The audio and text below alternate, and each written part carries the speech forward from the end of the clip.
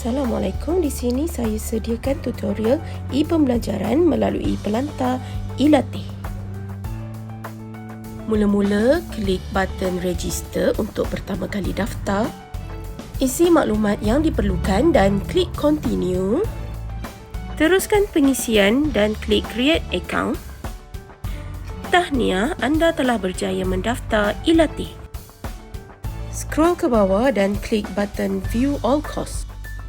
Terdapat pelbagai pilihan kos dan bolehlah pilih mana-mana pilihan kos yang diminati.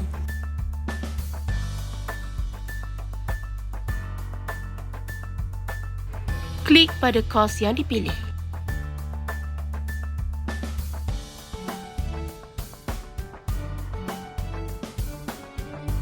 Teruskan scroll ke bawah dan klik button enroll now.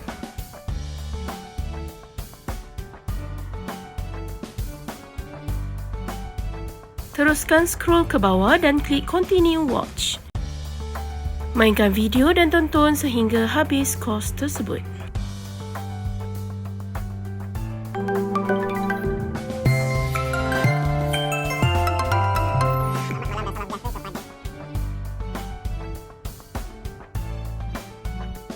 Setelah selesai, scroll ke bawah dan download sijil anda.